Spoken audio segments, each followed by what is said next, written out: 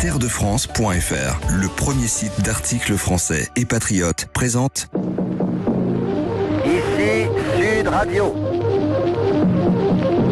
Les Français parlent au français. Les carottes sont cuites. Les carottes sont cuites. Sud Radio, Berkoff dans tous ses états. André Berkoff, Céline Alonso.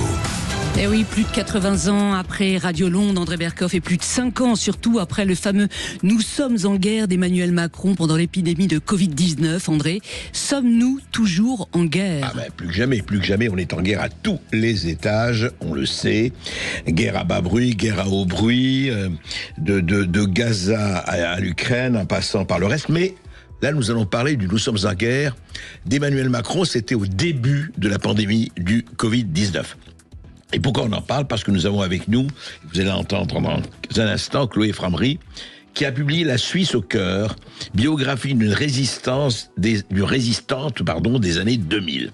Alors, 2020, oui, pourquoi c'est 2020, c'est vrai, ça fait 20, c'est quand même 20 ans plus tard. Et effectivement, Chloé Framery, on va en parler. Ce qui est très intéressant, c'est comment cette mathématicienne, enseignante, s'est retrouvée au cœur, justement, du combat. Et ça s'est passé un peu partout, vous le savez. C'était planétaire, mais en Suisse, comment ça a été vécu ? Et puis elle a rejoint évidemment le mouvement de contestation de la gestion du Covid-19. On va prendre le temps d'en parler. Vous allez voir, c'est très passionnant ce qu'elle a à dire dans son livre. Et nous allons parler évidemment de... C'est le verdict va tomber ce soir, mais nous avons avec nous Amaury Bucco, journaliste à Valeurs Actuelles, et qui a suivi le procès de cette affaire absolument terrible, et il va nous raconter les réquisitions de l'avocat général et où on en est et ce que signifie ce procès et cette histoire absolument nauséabonde. Et puis, alors beaucoup plus léger au bon sens du terme, Jean Lassalle. Jean Lassalle, on connaît le politique, on connaît le berger des Pyrénées, on connaît l'homme au béret. Eh bien Jean Lassalle, il est au théâtre à Paris et il fait un malheur avec son one-man show. On va prendre le temps de parler de Jean Lassalle et puis ce seront les huées, les bravos. Et enfin en seconde partie, la culture dans tous ses états comme tous les vendredis. Et là on va parler de quoi ? Et on va parler de censure. On va parler de cette liberté très surveillée, notamment avec l'affaire de la Furia, le magazine de Laurent Oberton, de Papacito et de Marceau, qui est condamné à disparaître des kiosques. Ah bon ? Eh bien, il y a eu beaucoup de choses et de condamnations. Vous savez, c'est un combat permanent. La liberté d'expression est un sport de combat, il faut le savoir, et elle ne s'use que si l'on ne s'en sert pas. Donc, on va prendre le temps d'en parler aussi avec l'avocat Gilbert Collard. Sud Radio Berkoff dans tous ses états, midi 14h. André Berkoff. Et le fait du jour aujourd'hui, Chloé Framery, figure emblématique de la résistance citoyenne des années 2020, celle des années Covid-19, qui publie La Suisse au cœur, André Berkoff, un livre coup de poing, le témoignage d'une femme qui a payé le prix fort, on peut dire, pour défendre ses convictions. Bonjour à vous Chloé, bienvenue sur Sud Radio. Bonjour à vous Céline, bonjour à vous André, merci de me recevoir aujourd'hui. Alors, La Suisse au cœur, biographie d'une résistante des années 2020, Chloé Framery. Alors d'abord, je voulais savoir, vous êtes Suisse, en général les Suisses, on les connaît comme neutres, ne s'occupant pas des combats, ils ont beaucoup de choses à faire, c'est le paradis. Quand on arrive en Suisse, on dit il peut rien se passer. Eh ben oui, il se passe aussi, le Covid s'est aussi passé en Suisse, comme dans le monde. Mais ce qui m'intéresse pour raconter... Chloé Framery, vous êtes mathématicienne, vous êtes enseignante de mathématiques, vous êtes journaliste indépendante, vous êtes conférencière, vous êtes occupée de beaucoup de choses, vous avez beaucoup d'engagement. Et je voudrais savoir comment ça s'est passé. On se rappelle tous quand ça a commencé véritablement. Chez nous, le confinement depuis mars 2020, mais on a commencé depuis janvier 2020. On est presque maintenant à 6 ans, janvier 2026. Comment ça s'est passé chez vous ? Comment ça vous est venu, vous, de mathématicienne, etc. Vous vous êtes dit, qu'est-ce qui vous a dit, il faut que j'entre dans ce combat-là, dans cette polémique-là ? Alors ce combat n'est que la suite en fait de tous les autres combats pour la liberté, pour la dignité humaine et pour les droits humains que j'ai commencé en 2012. Et le moment du Covid a été une sorte de consécration de toutes ces mesures liberticides qui se mettaient en place de façon mondiale. D'autant plus que Genève, ma ville, là où je suis née, je suis d'origine française et belge, mais je suis née à Genève, oui. est le siège, est le lieu où siègent les différentes organisations internationales qui ont mis en place les mesures et les directives autour de cet événement avec le Covid-19. L'OMS est à quelques centaines de mètres de chez moi. L'Alliance Gavi, l'Alliance vaccinale fondée par la fondation Bill et Melinda Gates, est également juste à côté de chez moi. Oui, elle est aussi à Genève. C'est devant cette... Vous avez un excellent voisinage. Voilà, absolument. C'est pour ça que j'y suis de moins en moins, vous remarquerez. Et donc, ayant ces organisations proches de chez moi, le Forum économique mondial également, l'ONU, l'OMM, etc., je me suis dit que je ne pouvais pas passer à côté d'une petite... explication de texte devant ces organisations pour que les gens se rendent compte physiquement, matériellement, techniquement de comment ça se passe, de où ça se passe et de quelles sont ces décisions qui sont prises à l'insu de notre plein gré, comme dirait l'autre, sans que ces personnes-là aient été élues, par exemple. À l'OMS, Tedros Adhanom Ghebreyesus n'a jamais été élu. On a Agnès Buzyn qui a été recyclée, le nombre de personnalités qui ne sont pas élues, on ne va pas parler de la Commission européenne et compagnie, c'est vrai. Effectivement, vous avez votre lot aussi en France et dans l'Union européenne. Mais disons que j'ai dénoncé les traités de libre-échange comme TISA en 2012-2013. J'ai dénoncé vous vous intéressez aux affaires qui vous concernent. Mais je voudrais savoir, justement, en tant que Genevoise, comment ça s'est passé à Genève au début? Nous, on sait, par exemple, on se rappelle très bien le 15 mars, je crois que le 14 ou 15 mars, nous avons tous été, ici en France, confinés, obligatoirement confinés, chacun chez soi. Alors, à Genève, comment ça s'est passé? C'est tout à fait parallèle à ce qui s'est passé en France. Je me souviens qu'on était au restaurant avec un ami le 14 mars, au moment où 2020, les restaurants... oui, c'est ça. 2020, où les restaurants annonçaient qu'ils fermaient à minuit, il n'y avait plus de restaurants ouverts. Et c'est le même jour, exactement. Le même jour, simultanément. Et le 16, en fait, le 16 mars a été le départ officiel des mesures de liberticide qu'on a connues un peu partout. Mais en Suisse, on n'a pas eu de confinement obligatoire, par exemple. Ah oui, non, mais c'est important. Confinement recommandé pour les personnes âgées et vulnérables. Mais personne n'était obligé de se confiner. Absolument pas. Donc ça nous a laissé une sorte de latitude. C'était recommandé pour qui alors? Pour les personnes de plus de 65 ans et les personnes qui avaient des maladies un petit peu graves. Mais par contre, les soins étaient empêchés quelque part. Les hôpitaux étaient réfractaires à recevoir des gens, un petit peu comme en France, où il fallait arriver à l'hôpital une fois mourant. Enfin, mais est-ce qu'on vous disait, par exemple, comme nous, écoutez, restez chez vous, prenez du Doliprane, etc. C'est ça. Et venez si en dernier ressort à l'hôpital, quand plus ou moins tout est trop tard. Ouais. Hydroxychloroquine, azithromycine, très difficile de les utiliser de façon... privés, disons. Il y en avait un petit peu dans les hôpitaux. Mais pas décommandés, on ne les attaquait pas de front quand même. C'était moins frontal. C'était moins frontal. Oui. On a laissé plus de liberté quand même aux citoyens. Étant donné que les organisations internationales sont à Genève, je pense que au cœur du cyclone... au cœur du réacteur. Au cœur du réacteur, ça tourne moins. Et, alors comment en Suisse, parce que comment le public, comment les gens, comment les citoyens ont vécu cela?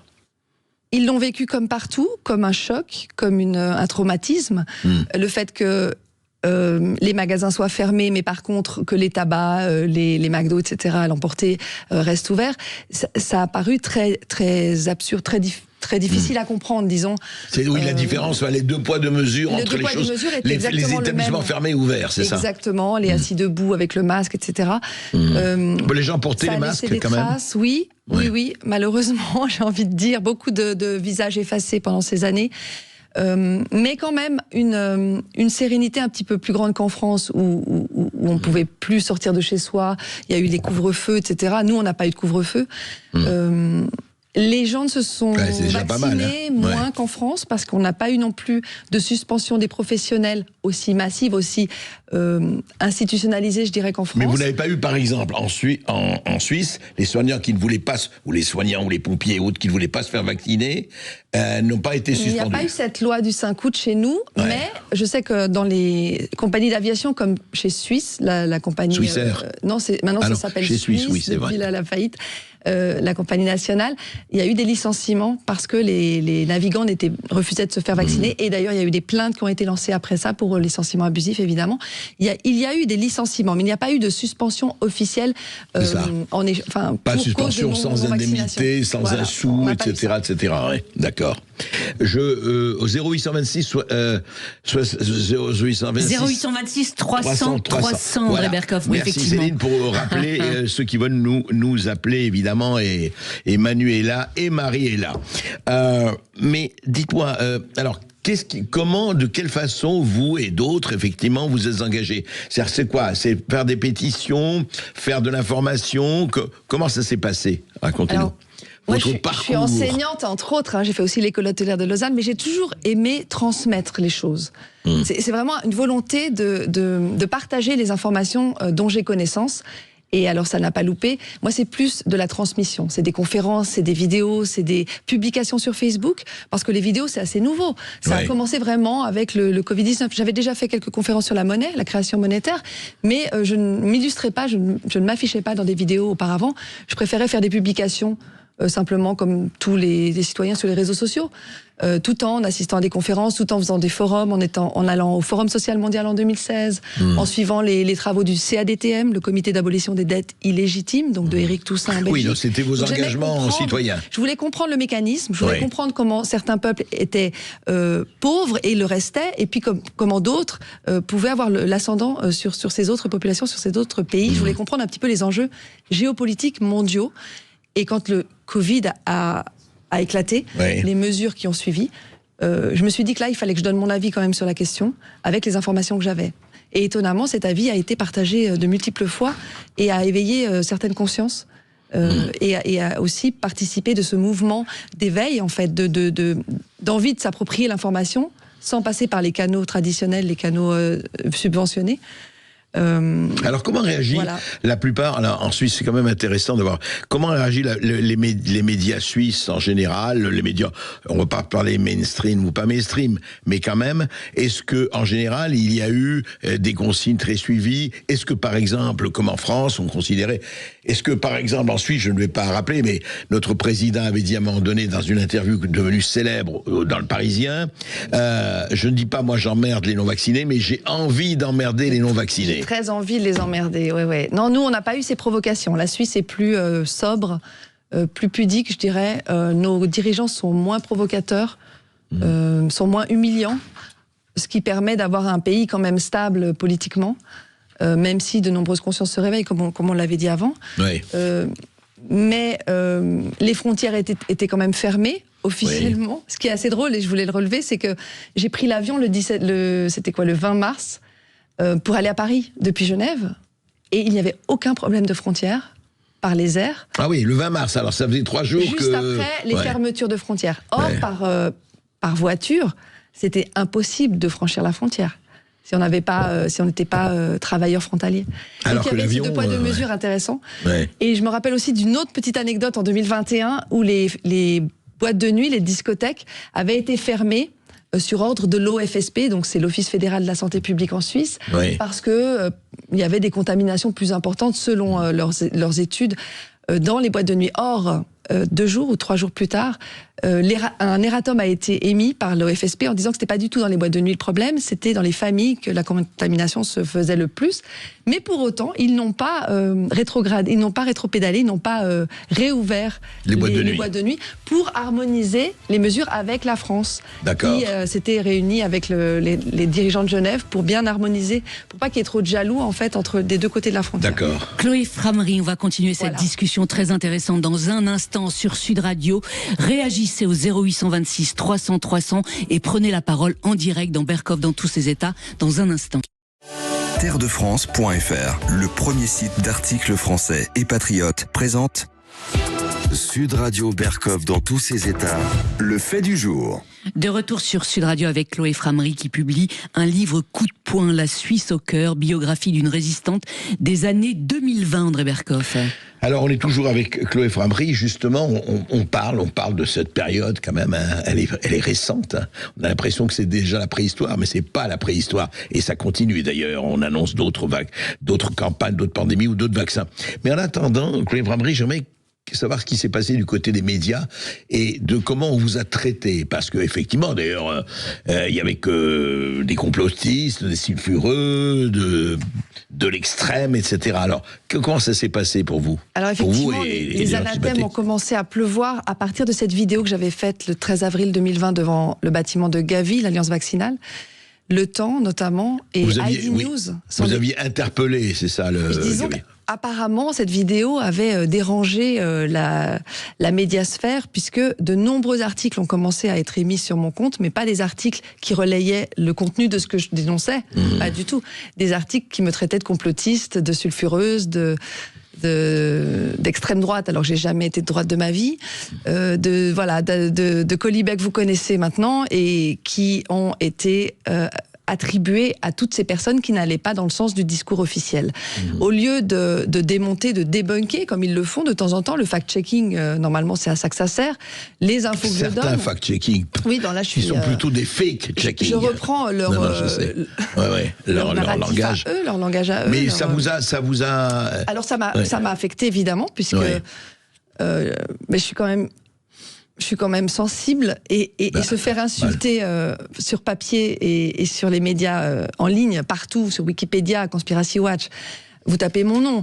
Je n'ai plus trouvé de travail depuis le licenciement que j'ai eu en 2022. On vous a licencié à cause de ça ou pas? Ça a renforcé la volonté de me licencier, parce que ce qu'il faut savoir, c'est que la CICAD, l'antenne c'est comme la LICRA en France, chez nous, ça s'appelle la CICAD, Coordination intercommunautaire contre l'antisémitisme et la diffamation, m'avait déjà signalé, entre guillemets, au département de l'instruction publique, après une vidéo que j'avais faite avec Dieudonné en mai 2019 sur la création monétaire des banques, sur l'historique de la monnaie. Et donc il était intolérable pour eux d'avoir une enseignante, une fonctionnaire qui s'affiche avec Dieudonné. Donc un courrier était parti immédiatement en direction du DIP. Et les procédures ont commencé à la fin 2019, donc avant le Covid, pour essayer de me licencier. Et donc le Covid, ce que vous avez, votre prise de position pendant le Covid, n'a fait renforcer. Et vous avez été licencié. Chute. Et j'ai été licencié en septembre 2022.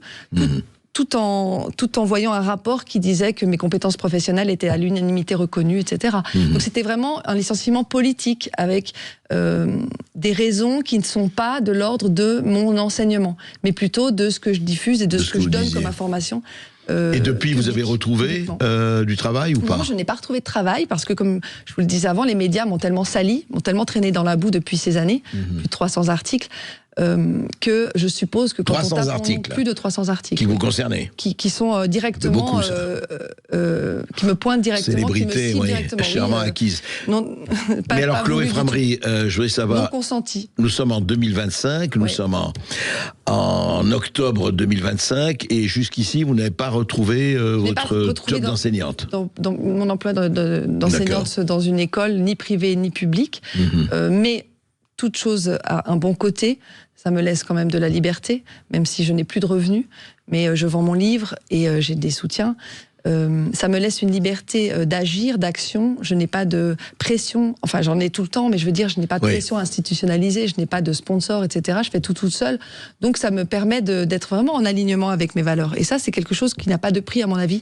Et je pense que perdre son travail pour ces raisons-là, ça n'est pas vraiment une catastrophe, finalement.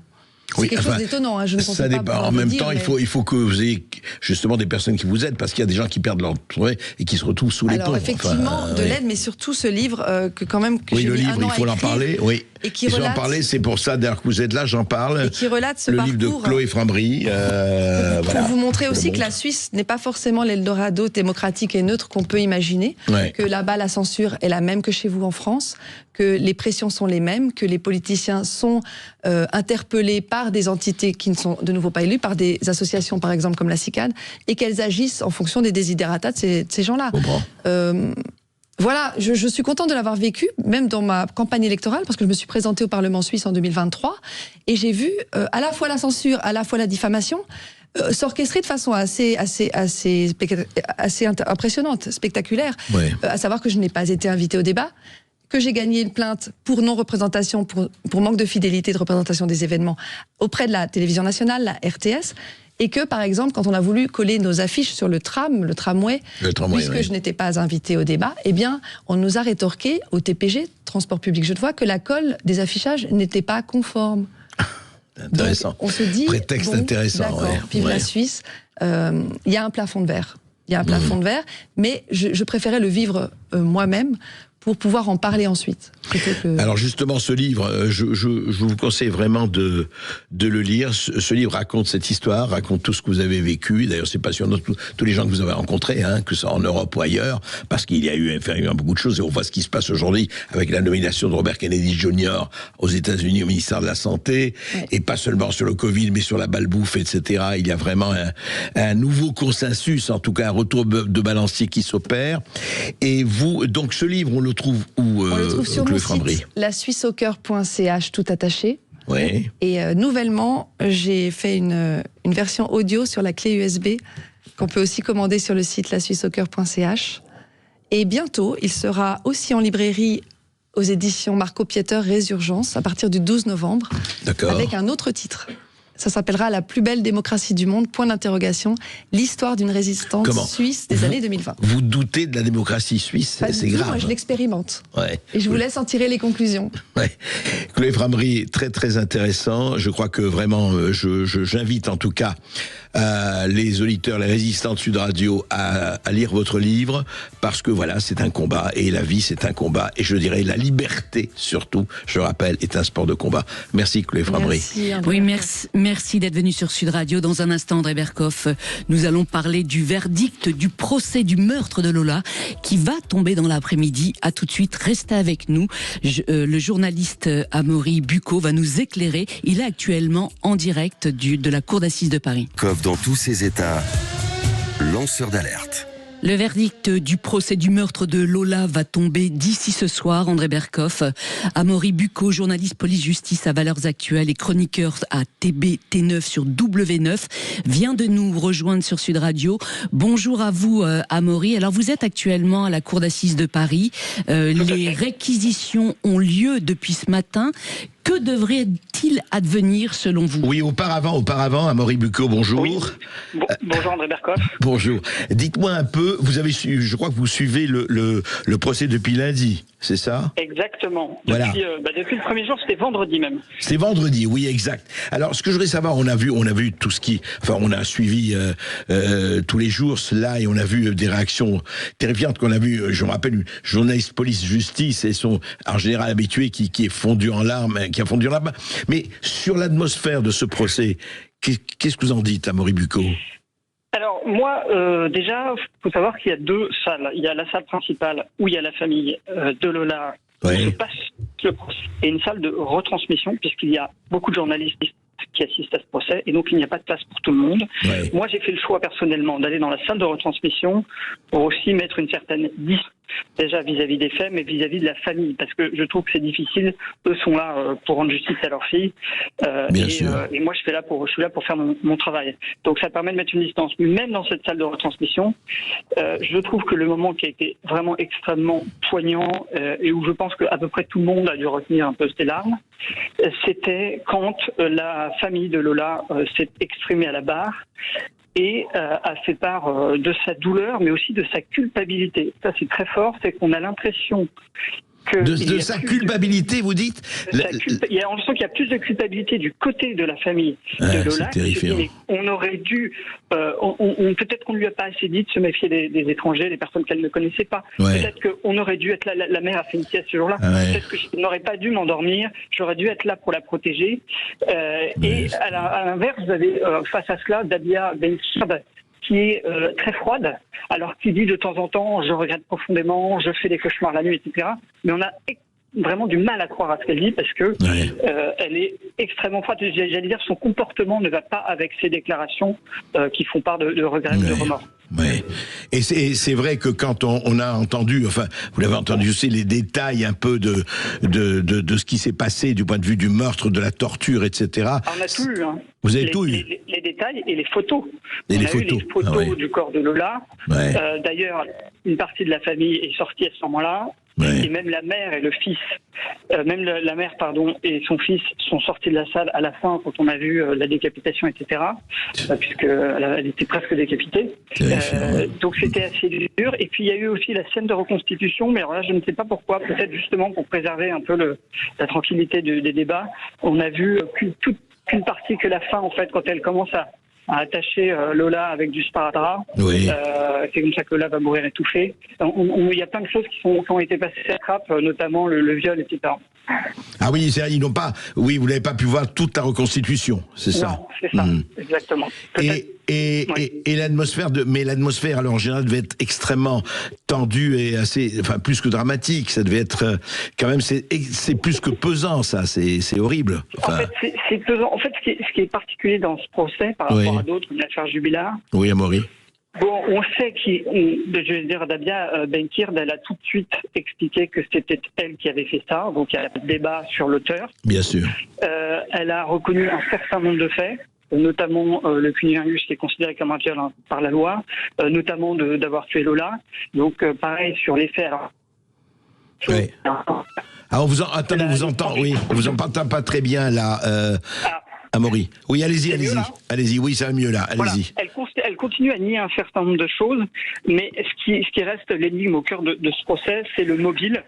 C'est pourquoi elle s'en est pris à Lola comme ça cet après-midi-là. Oui. Et d'ailleurs, c'est le procureur, l'avocat général. Oui, attends, on vous entend plus là. On vous entend plus du tout là. Ouais, c'est les problèmes du direct et les mystères de la transmission. On n'en entend plus. En tout cas, je ne sais pas si on peut retrouver Amaury Bucco, ce serait bien. Sinon, écoutez, on va attendre le verdict à ce moment-là. Et le verdict, ce ne sera que ce soir. On n'a plus Amaury Bucco là, Marie. Bon, écoutez, on va, en tout cas, effectivement, ce qu'il faut dire aussi, c'est que on a suivi tout cela, effectivement, dans les radios, les chaînes, notamment sur Sud Radio et ailleurs. Et il y a quelque chose de terrifiant dans cette histoire, quand même. C'est quelle sanction peut-on donner à cela ? Eh bien, l'avocat général a demandé une perpétuité incompressible.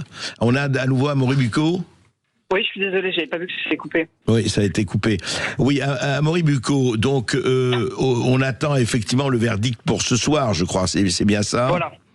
Et à votre avis, enfin, on va pas faire de prédiction mais à votre avis, est-ce que l'avocat général, on le sait, a demandé une peine de réclusion de perpétuité incompressible ? Vous pensez que c'est ça qui va peut-être être édicté, le jugement va être là-dessus ? En fait, j'en ai discuté hier matin avec un magistrat qui n'est pas dans cette affaire, mais qui a l'expérience des cours d'assises, qui m'avait dit, et ça s'avère vrai, effectivement, que il y aurait une demande de perpétuité incompressible, parce qu'il faut savoir que la peine de perpétuité incompressible, elle est extrêmement rare, mais elle s'applique vraiment à ce type de crime particulièrement odieux qui réunissent plusieurs critères. Le crime contre un mineur, le viol, et les actes de torture et de barbarie. D'ailleurs, l'avocat de la défense a tenté ce matin, parce qu'en fait sur le viol on n'a pas de débat, on n'a pas de doute, sur le meurtre on n'a pas de doute, il a tenté de dire que les actes de torture et de barbarie n'étaient pas volontaires, qu'elle n'avait pas voulu faire de mal à Lola, qu'elle pensait qu'elle était déjà morte. Pour qu'un acte de torture et de barbarie soit considéré comme tel, il faut que la victime ait été vivante, en fait, qu'elle ait réussi ses coups de son vivant. Si on s'acharne sur un cadavre, vous dire ça ne compte pas. Pas pareil.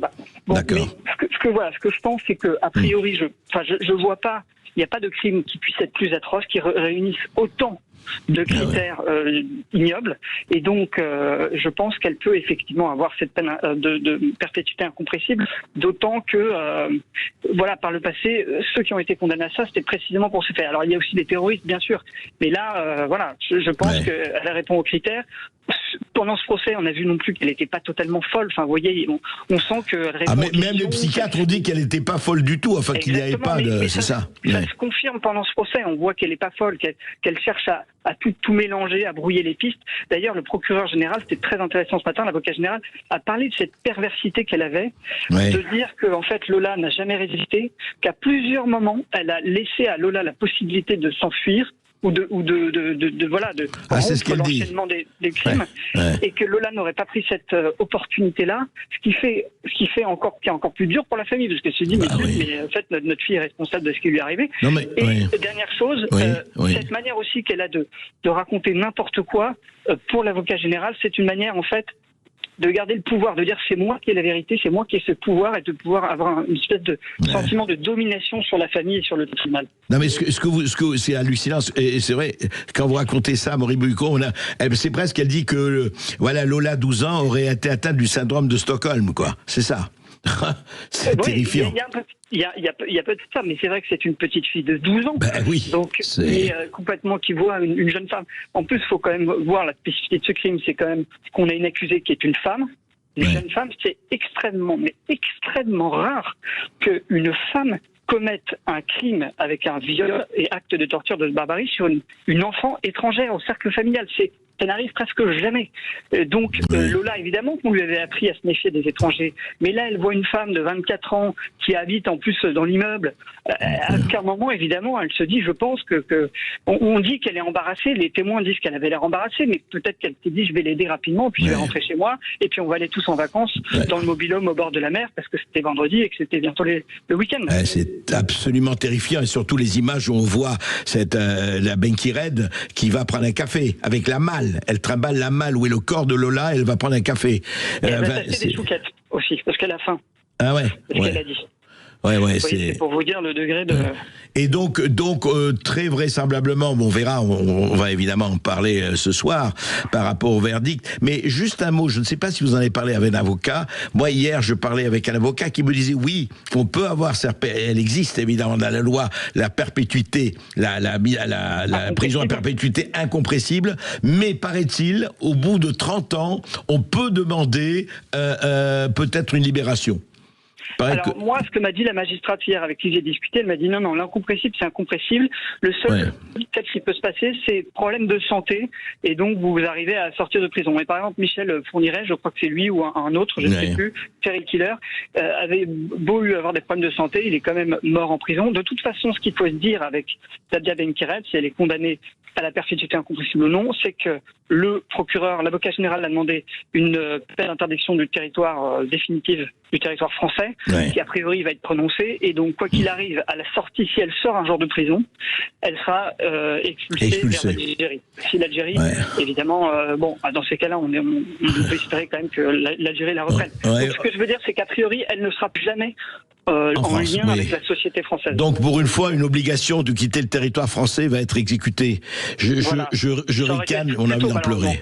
C'est vrai. Oui, merci beaucoup. Ça aurait été fait dès le début. Voilà, exactement, c'était fait dès le début, c'était pas ça. Merci beaucoup, Maury Bucco. Merci à Maury d'être intervenu sur Sud Radio. Dans un instant, Jean Lassalle sera avec nous, André Berkoff. Il lance son one-man show et vous allez voir, c'est du grand spectacle. Céline Alonso. Jean Lassalle vient de nous rejoindre sur Sud Radio. Bonjour à vous, Jean Lassalle. Bonjour les amis et André Berkoff. Je sais que vous aimez le générique de notre émission. Ah, j'adore. C'est les le meilleur carottes sont générique cuites de l'ensemble du PAF. Merci.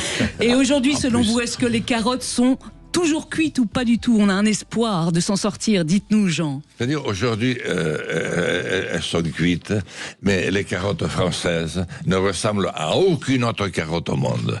Elles l'ont déjà été dans le passé, et même recuites. Et la France trouve toujours le moyen de rebondir.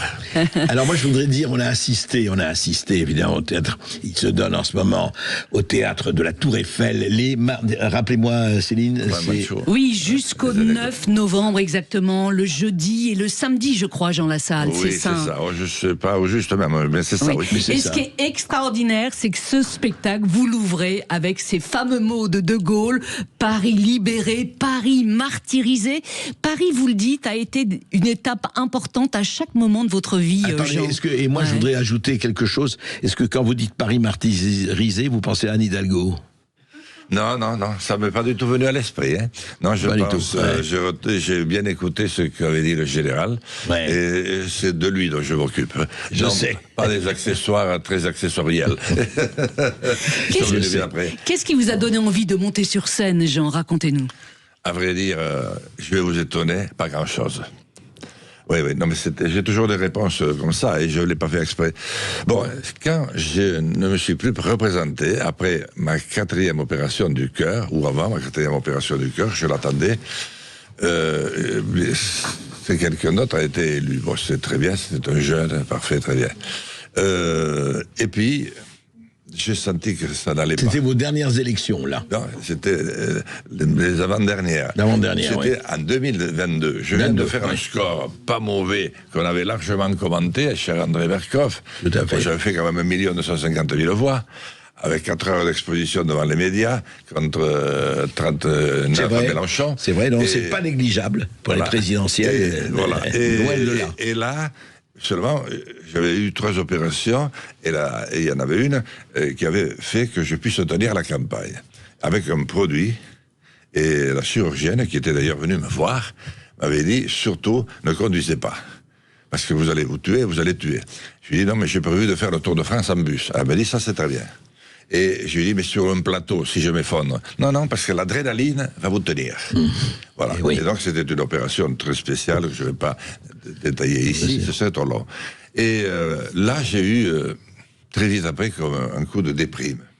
Mais je comprends. Et puis, ensuite, je fais une tentative de retour, complètement à contresens, pour les européennes, c'était en 2024, avec les chasseurs.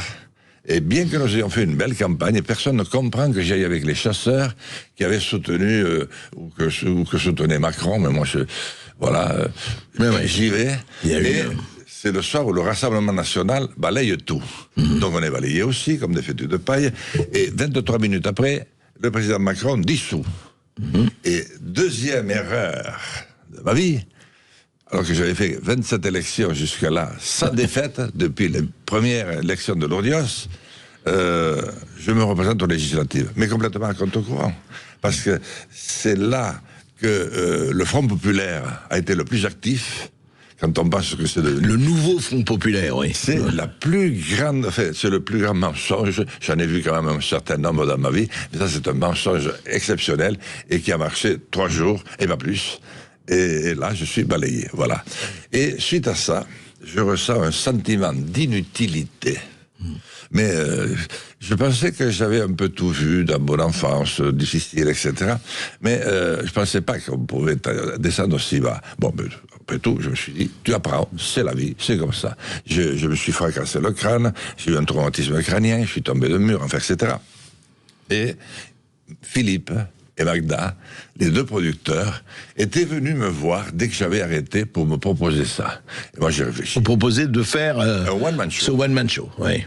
Moi, je dis, écoute, c'est la première fois que vous proposez ça, Jean? Oui. Première fois, oui. Première fois. Et j'écoute attentivement. Et puis, je les rappelle, non, c'est pas pour moi, ça. J'avais le sentiment de dégrader ce qu'il y avait de plus sublime dans ma vie, c'est-à-dire l'engagement. L'engagement en politique, ou l'engagement que j'avais eu, d'abord en étant berger, en social, dans la terre et tout ça. De chef d'entreprise, parce que j'ai quand même été chef d'entreprise, avec 2 ingénieurs, c'était pas rien non plus. Et j'avais l'impression de dégrader tout ça. Et puis, dans les derniers instants, ma femme, mes enfants, mon frère, berger, Julien, on me dit, il voyait que je filais du mauvais coton. Il me dit, mais pourquoi tu n'acceptes pas ça? Mais tu vas voir, c'est autre chose. Mais tu es capable de le faire. Ah oui, et vous êtes capable, parce que franchement, on rit tout au long de ce spectacle, André. On l'a vu avec André, c'est extraordinaire. C'est très drôle. Non seulement on rit, mais c'est très émouvant. C'est-à-dire que, au fond, c'est un one-man show, mais justement, le fait que vous ne soyez pas un comédien, je veux dire, c'est pas votre métier, c'est pas encore que la politique demande aussi une certaine rhétorique, hein, et un certain spectacle aussi, c'est aussi ça. Oui. Et ça a été rapide pour vous, ça a été aisé, genre de vous mettre dans la peau de, voilà, vous dites, je vais être sur scène, les projecteurs. Alors, j'ai pris tellement de retard que je les ai appelés, en fait, 5 semaines avant la première truc. Et ils ont appliqué, ils ont écouté quelques-unes de mes anecdotes, mais il y en avait tellement, bon, moi je les ai souvent ils n'ont pas forcément pris celles que j'aurais prises, et puis s'en va à Châteaudun, parce que là, ils avaient trouvé un théâtre qui était libre pendant une semaine. J'arrive avec une grippe monumentale comme je n'avais pas eu depuis 40 ans. Je tenais pas debout. Heureusement, ma femme me rejoint, antibiotiques et tout le bazar. Et puis, je suis 2 jours dans le cirage. Le mardi, j'émerge. On commence les travaux le mercredi et je suis en scène le samedi. Donc, voilà. Et puis, ils sont forts. Ils arrivent à mettre quelques musiques par-ci, par-là. Ça prend un petit peu. Je dépasse un petit peu, mais ça sort. Mais la première, comme c'était à Châteaudun, il y avait public.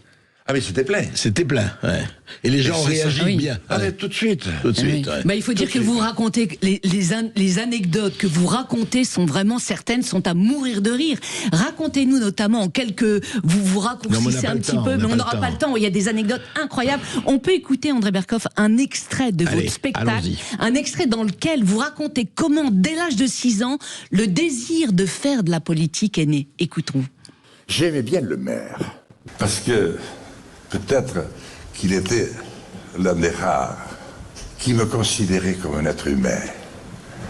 Et il me disait bonjour. Et moi, je voyais, il s'activait tout le temps à essayer d'arranger les affaires des autres. Alors, j'avais 6 ans et j'ai eu très envie d'être maire. Un peu plus tard, on a inauguré l'église. Et là, il y avait le député qui est arrivé. Oh, il nous a claqué un discours. Il nous a expliqué que la veille, il était parti de Tel Aviv, de l'aéroport Ben Gurion, qu'il s'était posé à Pau, et qu'il était très heureux de se retrouver parmi nous à Lourdes-Ichère. Le maire, le député. Vraiment, il faut aller voir le spectacle, hein, je vous le dis. Allez voir le spectacle. Et Jean Lassalle va être en tournée. Où est-ce qu'on peut se renseigner pour la tournée? Est-ce que sur le site, il faut aller, vous rendez sur le site. Actuellement, Jean Lassalle se produit, et ce jusqu'au 9 novembre au théâtre de la Tour Eiffel à Paris. Et en janvier, vous allez être. Il faut rappeler les jours. Jeudi, samedi, Jean dans la salle. Après, à partir de janvier, vous allez tourner, vous partez en tournée dans toute la France, Paris, Bordeaux, Pau, Béziers, Lyon, Tours. Voilà. Vous pouvez réserver en direct sur le site du théâtre. Allez vraiment le voir. Jean Lassalle, je voudrais vous poser une question par rapport à ça, c'est très intéressant. Quand vous racontez l'histoire du maire, du député, tout ce que... En fait, ça vous a amené vraiment à la politique, ça? Est-ce que vous vous êtes dit, c'est ça, moi je veux être ça, je veux être maire, je veux être député, je veux être président de la République d'ailleurs, hein, je veux dire... Parce qu'on avait regardé la campagne présidentielle, on n'avait pas la télé encore, hein, et papa était pour le général parce qu'il voulait retaper la France. Alors moi aussi. Donc j'ai eu très envie de devenir président de la République. Donc tout se passe en même temps, quoi. Et est-ce qu'aujourd'hui vous rêvez encore de devenir président de la République, Jean Lassalle ? Écoutez, pour l'instant, rêver est une chose. Mais bon, j'ai tenté 2 fois. Disons qu'actuellement, je suis vraiment occupé et je joue le jeu qui m'a été proposé. C'est-à-dire, c'est de raconter autre chose de ma vie que ce que j'ai voulu, de tout ce qui a été le plus connu. Alors, je suis d'accord avec André, pour vous répondre. C'est vrai que le fait de passer du public, faire de la politique ou un one-man show, quelque part, il y a quelque chose qui se ressemble beaucoup. C'est la même approche vers l'autre. Et en même temps... C'est séduire aussi l'autre, séduire les électeurs, séduire le public. Il y a ça. Dans le vide. Et tu ne sais pas si tu vas t'accueillir avec des œufs ou si tu vas t'accueillir avec des applaudissements. Absolument. Il y a quand même cet aspect. Mais je me suis astreint à ne rien dire de la vie publique pendant cette période. De toute façon, qu'est-ce que je pourrais dire de plus que tout ce qui est dit et redit dans tous les sens, mais de la même manière. Alors, moi, je le dis avec mes mots dans un de mes sketchs, parce que c'est dans ma famille, où la moitié était espagnole, républicain espagnol, c'était des gendres qui étaient arrivés avec les 2 sœurs, en fuyant Franco et tout ça. Bien sûr, en fuyant Franco pour tomber dans les geôles de la Gestapo. Eh bien, moi, je vais vous dire une chose. Avec des mots différents, mais beaucoup de passion, une même réalité qui était le seuil de pauvreté dans lequel ils se trouvaient tous. C'est la même chose. Et ça, vous le dites déjà, mais moi, c'est vraiment alors tout à fait un avis personnel. Moi, j'espère, Jean Lassalle, j'espère vraiment que vous raconterez un jour et un jour prochain parce que je pense que la manière dont Jean Lassalle raconterait la politique, quand je dis la politique au vrai sens du terme, on a besoin de ça, vous savez. On a besoin aujourd'hui, et les gens ont besoin d'écouter ça. Et je pense que dans un prochain spectacle, vous allez aussi donner ça. Parce que ce bon sens que vous avez, franchement, il a besoin d'être entendu. Il est déjà dans ce spectacle, mais j'espère que vous irez encore plus loin. En tout cas, c'est mon souhait. Merci Jean Lassalle. Je n'ai jamais oublié, André Berkoff, que vous êtes le tout premier, il y a 25 ans, à faire un feuilleton et où vous me voyez arriver. Je n'en revenais pas. L'insurrection se prépare. Le peuple monte à l'Élysée et qui le dirige? C'est Jean Lassalle. On a fait un feuilleton, on ne pouvait pas savoir le succès que ça a eu. C'était dans Valeurs Actuelles, André. Exactement, exactement. Merci, André. Mais je n'ai pas dit mon dernier mot. Et je n'ai renoncé à rien. Bravo. D'ailleurs, j'ai encore assez de force. Comme toi, comme vous, M. Berkoff. On n'a pas tout dit. Jamais on ne lâchera rien. Merci Jean Lassalle. Merci à vous Jean Lassalle d'être venu sur Sud Radio. Je dis aux auditeurs, courez voir Jean dans la salle. Il est extraordinaire sur scène. Dans un instant, André Berkoff, la culture dans tous ses états, la liberté d'expression en France est en danger. On vous pose la question, chers auditeurs. 0826 300 300. Prenez la parole dans un instant sur Sud Radio. À tout de suite. Elle l'est, oui, elle l'est.